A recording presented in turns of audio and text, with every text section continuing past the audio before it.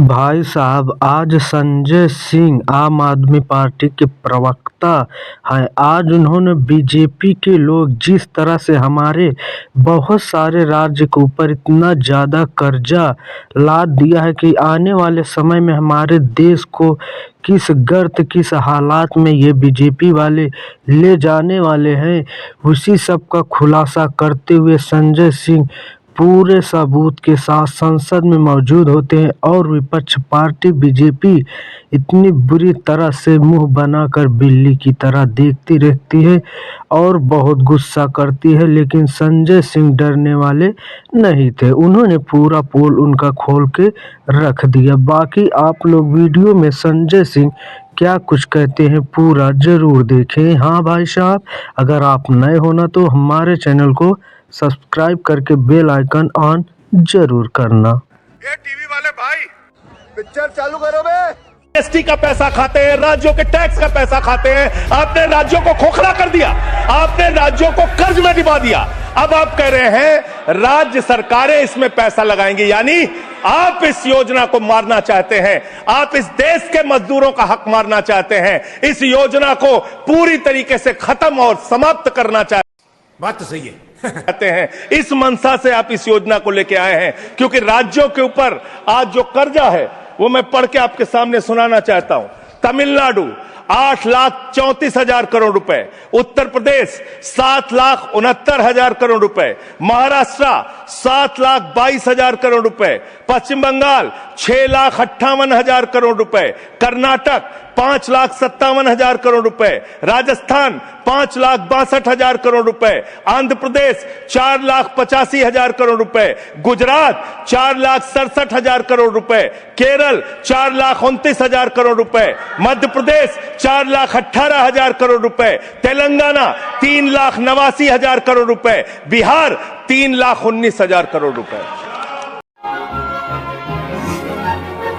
ये कर्जे में डूबे हुए राज्यों से, ये कर्जे में डूबे हुए राज्यों से आप ये कह रहे हैं कि 40% पैसा लगाओ, यानी कि सर आप ये हम बोल रहे हैं, कौन बोल रहा है सर? ये क्या हो रहा है? आप मैं आपसे पूछना चाहता हूं, राज्य जो कर्जे में डूबे हुए हैं, जो आप बोल रहे हैं वही रिकॉर्ड में जा रहा है। मान्यवर, मैं ये कहना चाहता हूं कि जो राज्य पहले से ही लाखों लाख करोड़ रुपए के कर्जे में डूबे हुए हैं, आप उनसे कह रहे हैं 40% पैसा आपको लगाना होगा। आप इस योजना में कह रहे हैं कि आप एरिया तय करेंगे, एरिया आप निर्धारित करेंगे कहां पे ये आपकी स्कीम लागू होगी या नहीं लागू होगी, इसको आप तय करेंगे। ये कितने 125 दिन की आप बात कर रहे हैं मान्यवर? आंकड़ा उठाकर देख लीजिए, मंत्री जी यहां पर मौजूद हैं।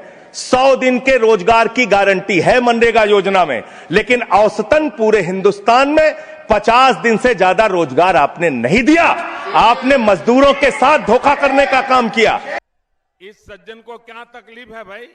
और आंकड़े ये बताते हैं कि आपका जो बजट का निर्धारण होता है 12 करोड़ लोगों के लिए 267 रुपए के हिसाब से अगर आप मजदूरी निर्धारित करते हैं तो करीब करीब 3,13,000 करोड़ रुपए बनती है। आप उसके लिए 86,000 करोड़ रुपए का बजट रख रहे हैं, यानी कि मंशा आपकी शुरू से स्वयं यही है कि आप इस योजना के तहत लोगों को काम नहीं देना चाहते हैं, मजदूरी नहीं देना चाहते हैं। लेकिन मजदूरों के हक में, मजदूरों की आवाज उठाने वाले लोग देश भर में संगठित हो रहे हैं। ये आप दूसरा अपराध करने जा रहे हैं। मैं आपको कहना चाहता हूं, आपके माध्यम से इस सरकार को चेतावनी देना चाहता हूं।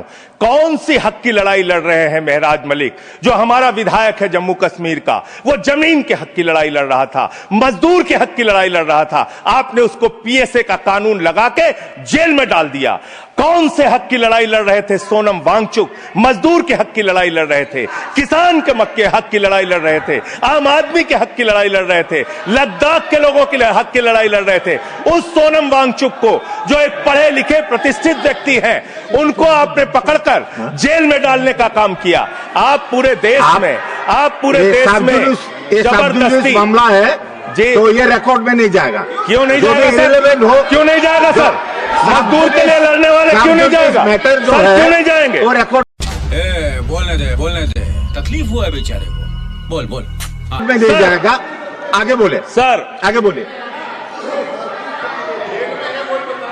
सर, मैं इस अवसर पर पंडित राम नरेश त्रिपाठी जो हमारे सुल्तानपुर के हैं, उनकी एक कविता पढ़ना चाहूंगा।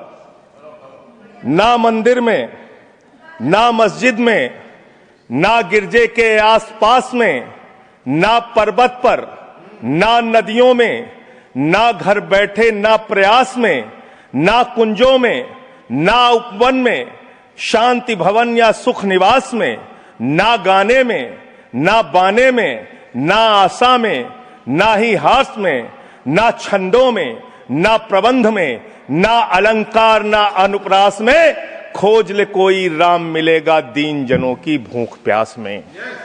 खोज ले कोई राम मिलेगा दीन जनों की भूख प्यास में। आप दीन जनों को भूखा रख के, उनकी मजदूरी छीन के, उनके हाथ का काम छीन के, उनका रोजगार छीन के, आप चाहते हैं उनके पेट पे लात मार के, आप चाहते हैं कि आप सिर्फ इस योजना का नाम बदल देंगे, इस योजना का नाम बदल देंगे तो पूरे देश में आपका महिमा मंडन हो जाएगा। अब आपका ये नकली काम इस देश के अंदर चलने वाला नहीं है। पूरा देश आपकी सच्चाई जान चुका है। मान्यवर, पिछले दिनों मैंने पदयात्रा शुरू की थी अयोध्या से लेकर सरयू से संगम तक। अयोध्या में किसान आए हमारे पास, बहुत सारे किसानों ने आकर कहा किस तरीके से अयोध्या के अंदर किसानों की जमीनों का कब्जा किया जा रहा है प्रशासन के द्वारा, भारतीय जनता पार्टी की सरकार के द्वारा। वहां पर किसानों के ऊपर लाठियां चला के, गोलियां चला के, बुलडोज करके उनकी जमीनें औने पौने दामों में ली जा रही है। मान्यवर, औने पौने दामों में उनकी जमीनें ली जा रही हैं। और वो जमीनें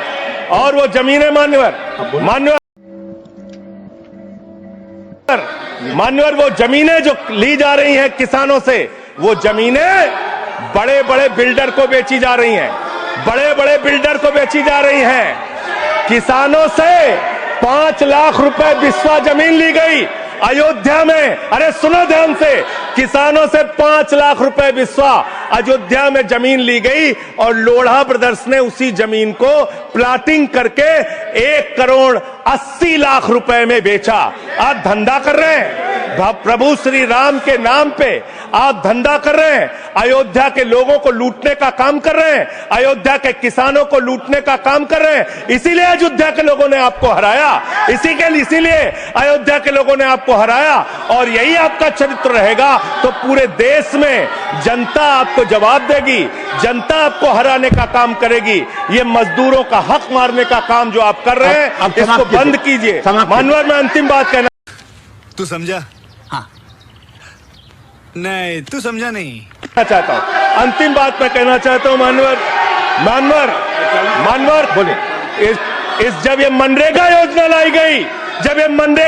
लाई गई तो इस बिल को अस्थायी समिति में भेजा गया था। आज जब आप नई योजना लेकर आ रहे हैं, इसको अस्थायी समिति में आपने क्यों नहीं भेजा? क्या आप छिपाना चाहते हैं? क्या आपकी मंशा है? ये आप बताइए। और अंत में इन्हीं लाइनों के साथ कि हम मेहनत कश इस दुनिया से जब अपना हिस्सा मांगेंगे, एक बाग नहीं, एक खेत नहीं, हम सारी दुनिया मांगेंगे,